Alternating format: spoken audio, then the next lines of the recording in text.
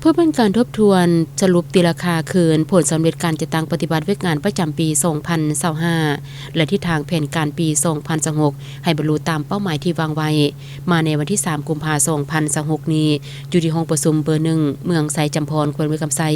ได้ไขกองประชุมเปิดกวงครบคณะบริหารงานพรรคเมืองครั้งที่ 5 สมัยที่ 4 ขึ้นอย่างเป็นทางการโดยเป็นประธานของสหายไก่ซนยันซีนา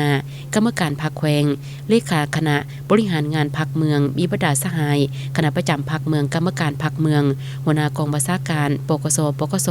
หัวหน้าห้องการเลขาพรรคบาน17 บานเข้าร่วมในตลอดระยะ1 ปีผ่านมาเมืองไซจำพรแม้นมีความสงบโดยพื้นฐานสังคมมีความเป็นระเบียบเรียบร้อยประชาชนประดับเฮาแม้นมีแนวคิดหนักแน่นเสริมมันต่อการนำพาสีนำของพรรคปฏิบัติตามระเบียบกฎหมายของรัฐอย่างเข้มงวดการพัฒนาพื้นฐานโครงสร้างและเศรษฐกิจสังคมของเมืองขยายตัวอย่างต่อเนื่องมาฮอดปัจจุบันทั่วเมืองมี17 บ้านมี 2,082 ครอบครัวมีครอบครัวพ้นทุกข์แล้ว 1,300 กว่าครอบครัวมีครอบครัวพัฒนา 1,084 ครอบครัวมีบ้านที่บรรลุมาตรฐานบ้านพ้นทุกข์แล้ว8 บ้านประกาศรับรองแล้ว6 บ้านและยังบ่ทันได้ประกาศมี2 บ้านคือบ้านน้ำปั่นและบ้านคำกูนามีบ้านพัฒนาแล้ว2 บ้านกองทุนพัฒนาบ้านมี5 บ้านปัจจุบันมีต้นทุน300 ล้าน 9 แสนกว่าเก็บกู้ได้แล้ว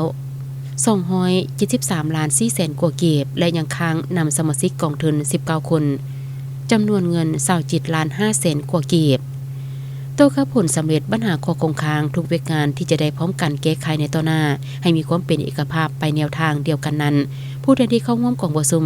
ยังได้รายงานการจัดตั้งปฏิบัติเวกงานที่ผลเด่นของตนรับผิดชอบพร้อมทางคนกลัวประกอบคำเห็นต่อเวกงานที่สำคัญของตนรับผิดชอบมีเนื้อในอย่างสมบูรณ์กว่ามาฮอดตอนท้ายของกองประชุมคณะประธานยังได้เน้นหนักปัญหาสำคัญให้เอาใจใส่เวกงานศึกษาอบรมเวกงานการเมืองในเขตลงไกลสีติดแทนน้ำเอาแนวทางนโยบายของภาครัฐเผยแพร่ซึมให้พ่อแม่ประชาชนระดับเฮา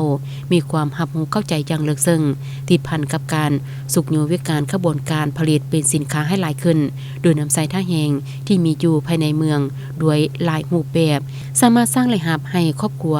แบบยุ่นยง